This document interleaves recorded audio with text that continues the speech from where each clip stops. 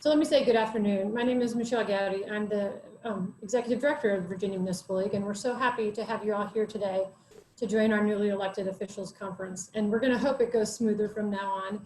I'm sure we're all tired of hearing please mute yourself and all these other things with electronic meetings. So forgive us as we try to try our first one today. The Virginia Municipal League was founded in 1905, and so we've been around for a long time trying to really help. Our mission is to improve the quality of life for the citizens in the Commonwealth of Virginia. And with that, we spend a lot of time working with the General Assembly and with the federal government, trying to make sure that the laws and things are appropriate for our localities. I'm going to talk about our legislative agenda in just a minute. But I want to start with our website. So our website is www.vml.org, which I assume you probably all have seen since you were able to sign up for this conference. But on that website right now, we have just added 2 pages that I really want you to be aware of. One is the COVID-19 page that has a lot of information about both about our various localities and what they're doing for economic development things, along with electronic meeting guidance and the CARES Act funding guidance and things like that. So please take the time to look at that page. The second page that we've just added is a page where we've compiled the statements on racial inequality from all our localities.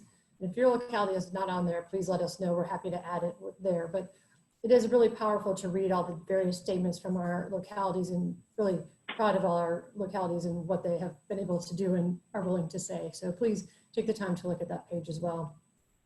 We also host a magazine 10 times a year, so you will be receiving our magazine, and we hope that you find that to be extremely useful. It has different topics. I think the next topic is a day trip in Virginia, and so it's really fun to read about our different localities and where you can go in Virginia, since we can't travel anywhere else right now. So please take the time to do that. Also on our website, in the bottom left-hand corner, is a piece for e-news where you can sign up for our newsletter. It's bi-weekly right now. It changes depending on what time of year it is. We went weekly for most of the COVID time period, if you will, and we've just gone to bi-weekly in the last couple of weeks, but please keep your eye out for that. And with that, I think I see Katie's face, so I'm going to let Katie interrupt me and talk about the National League of Cities. And then we also have 2 of our executive committee members here that are going to give you a few words. So thank you so much, Katie. Good afternoon. Thank you so much, Michelle. Greatly appreciate the time. I'm going to share my screen if possible. I just have a few, okay, disabled screen sharing, but I will send the slides out after we are done. But my name is Katie Colten. I'm the Member Engagement Manager at the National League of Cities. NLC is formed by the 49 state leagues. So VML is one of our partners, and we greatly appreciate the support. Today I'm here to talk about membership to NLC.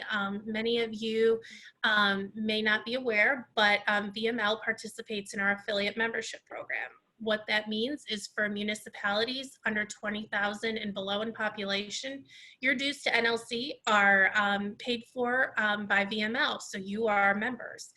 So for you newly electeds, we'd love to get y'all involved with us in some of our work that we do.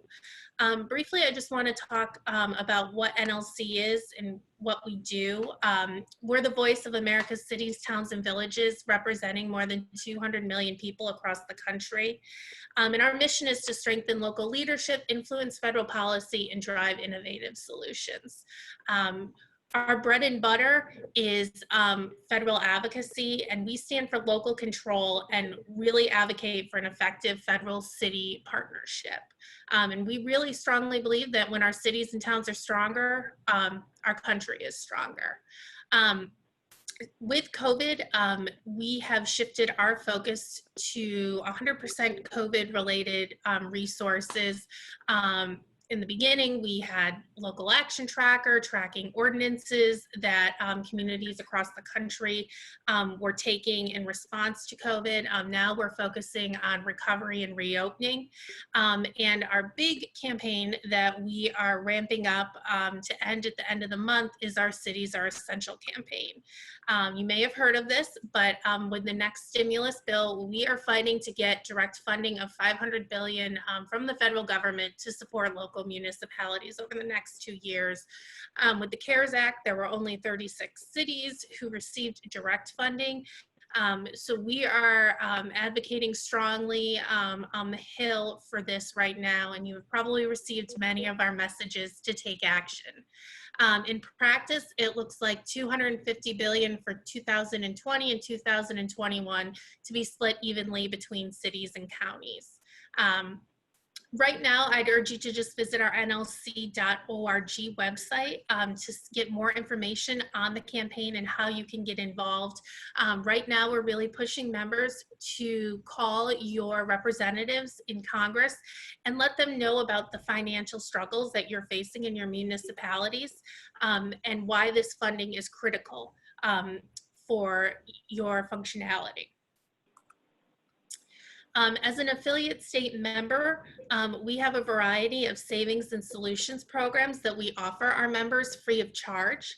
And two that I just want to touch on today are grant access in our prescription discount program. Again, after this, I'll ask Mitchell to send out the slides with my contact information so those interested municipalities can sign up. Our prescription discount program, we have partnered with CVS Caremark, and it is free for all municipalities that are members and their residents. And this program is for residents who don't have insurance or insurance doesn't cover the cost of prescription drugs as part of their plan.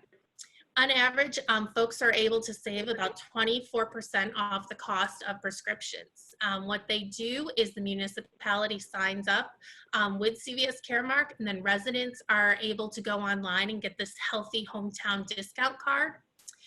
There's no enrollment fees, no membership fees, and it's available at over 68,000 pharmacies across the country. It's not just CVS.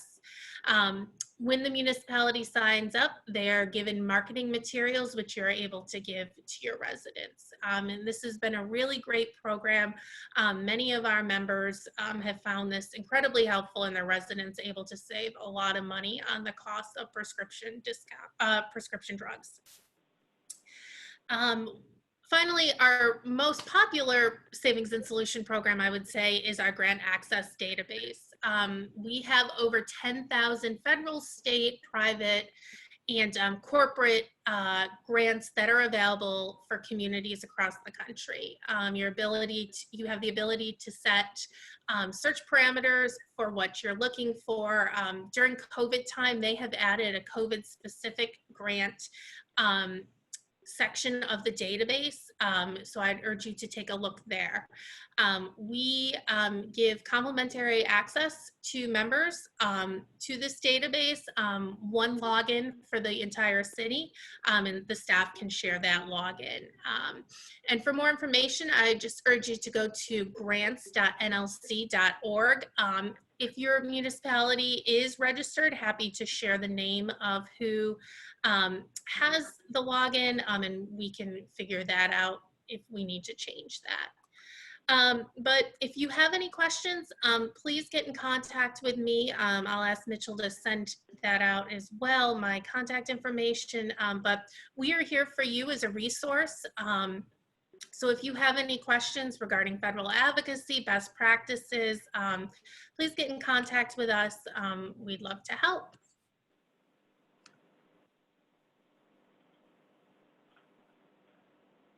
And so thank you, Katie. I really appreciate your comments and the National League of Cities. And I have with us one of our executive committee members, Sean Polster, who is on one of the boards with the National League of Cities. So I'm going to ask him to follow up and talk about both being on a board with the National League of Cities and the Virginia Municipal League. So Sean, if you would go next, I'd appreciate it. Absolutely. First and foremost, I want to say congratulations to everybody on being elected. Welcome to the Virginia Municipal League.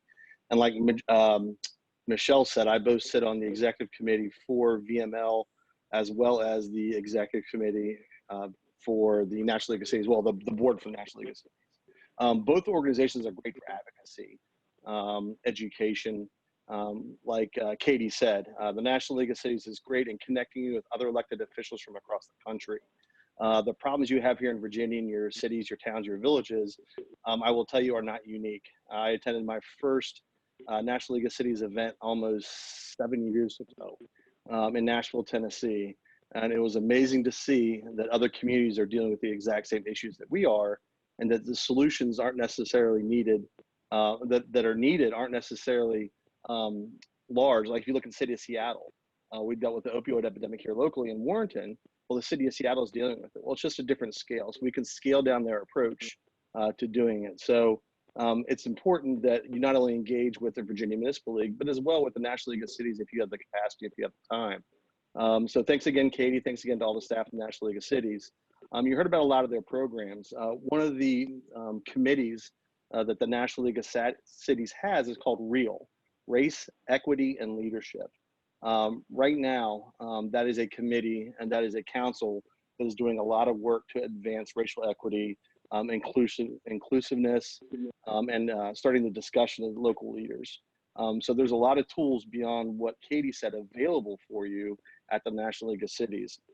One of the biggest things that the National League of Cities can also do is connect you to your federal legislatures, as well as the government entities, whether it's a HUD loan you're going for, they can connect you directly with the White House Office of Governmental Affairs and connect you with HUD to get the information for that loan you may want for your community.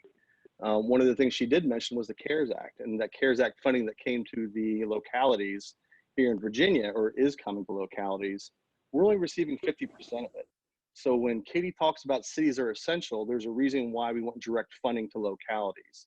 One of the things that we always say is it's government funded, state led, and locally executed, and that we are the ones that have to actually execute these policies they put in place.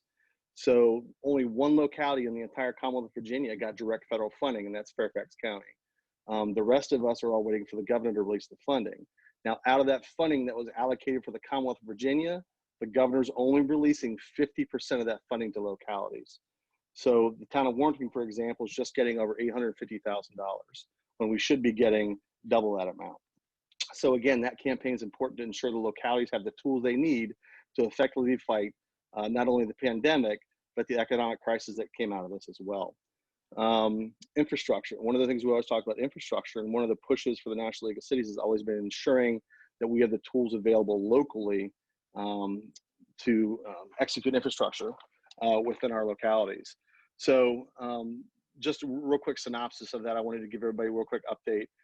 Please get involved with the Virginia Municipal League. If you have any questions, please reach out to me directly. You're more than welcome to. Thank you again, Michelle, for the opportunity, and I look forward to any future dialogue. Thank you.